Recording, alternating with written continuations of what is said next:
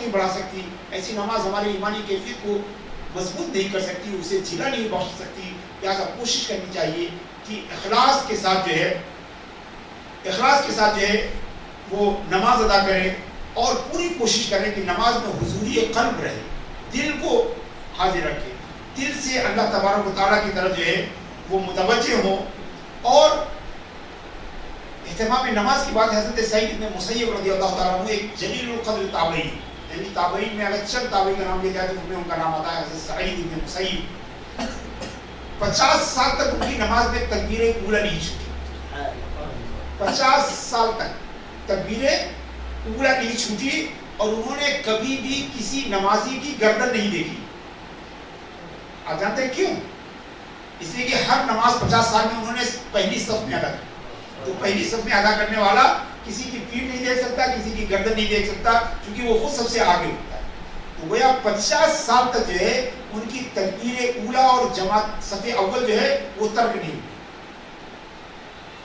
تو دراصل یہ جو ہے وہ نماز کا جو ہے وہ کنسپٹ ہے، اور یہ حقیقی طور پر جو ہے وہ نماز ہے. ایک ابو زرع رازی رضی اللہ تعالیٰ عنہ کے بارے میں مشہور ہے، تبع تابعین میں سے ہیں، کہ وہ 20 سال تک انہوں نے دمشق کے ایک مسجد میں ایک محراب میں نماز پڑھی. 20 سال تک، 20 سال. اور اس محراب میں جو ہے قرآن کی آیتیں لکھی ہوئی تھی، قرآن کی آیتیں لکھی ہوئی تھی.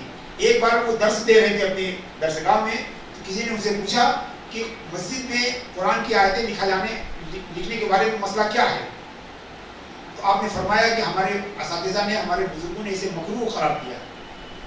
ایک صاحب نے کہا کہ حضرت آپ جس محراب میں نماز پڑھتے ہیں سمجھے اس میں تو قرآن کی آیتیں لکھی ہیں. تو انہوں نے کہا خدا کی قسم میں نے 20 سال میں کبھی نہیں دیکھا کہ ہماری محراب ہے کیسے.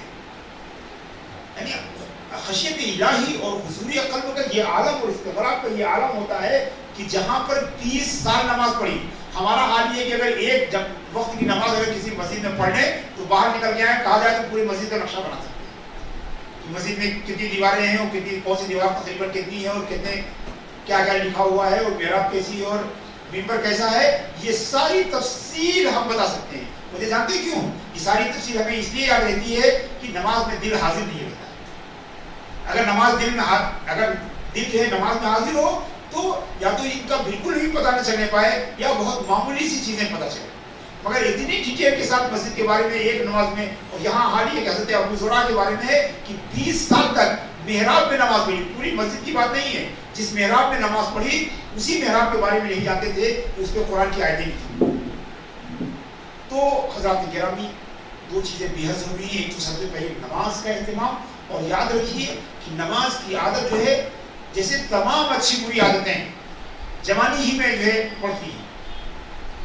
میں نے برابر بتایا کہ بڑھاپے کا انتظار کرنا یہ صرف کمزوروں کا جو ہے ہوتا ہے، یہ ایک نفس کا ایک ہیرا ہوتا ہے. ارے سب سے پہلی بات یہ ہے کہ آپ کو بڑھاپا ملے گا کہ نہیں ملے گا پتہ ہے کسی کو نہیں پتا.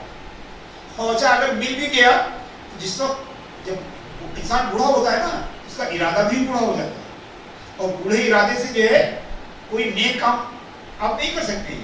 آپ جوان ہیں، آپ کا ارادہ بھی جوان ہے. آپ جو ہے جوان ارادے کے ساتھ جو فیصلہ کر سکتے ہیں، جو ارادہ کر سکتے ہیں، جو عمل شروع کر سکتے ہیں، وہ بڑھاپے میں امکانات اس کے کم ہو جاتے ہیں.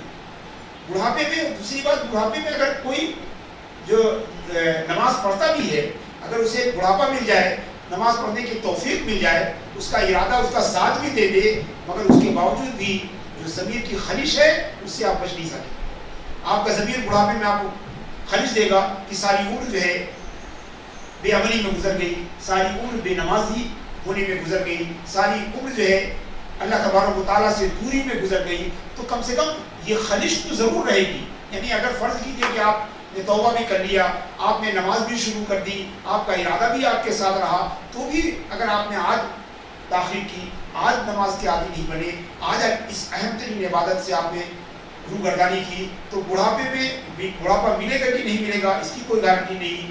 ملے گا تو نماز کی توفیق ملے گی کہ نہیں ملے گی، آپ کا ارادہ آپ کا ساتھ دے گا کہ نہیں دے گا اس کی کوئی گارنٹی نہیں. اور اگر یہ سب کچھ حاصل ہو جائے تو بھی آپ کو زمین کی خلش آپ کے ساتھ رہے گی، دل میں ایک چبھن رہے گی کہ پوری عمر جو ہے گناہوں میں گزار دی، پوری عمر اللہ کی نافرمانی میں گزار دی، پوری عمر نبی کریم صلی اللہ تعالیٰ علیہ وسلم کی آنکھوں کی ٹھنڈک کو جو ہے چھینتا رہا. تو یہ ساری جو خلش ہے اس کے ساتھ جینے سے بہتر یہ ہے کہ آج جو ہے شروع کیجئے اور پابندی سے شروع کیجئے, جماعت کے انتظام کے ساتھ شروع کیجئے, تقوی الہی اور اخلاص کے ساتھ جو ہے شروع کیجئے.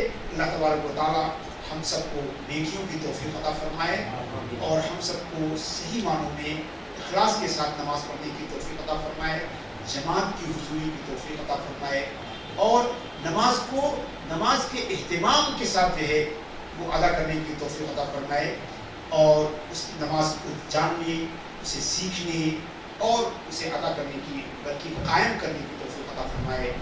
صلی اللہ تعالی علی خیر خلقہ سیدنا و مولانا محمد وعلی آلہ وصحبہ اجمعین.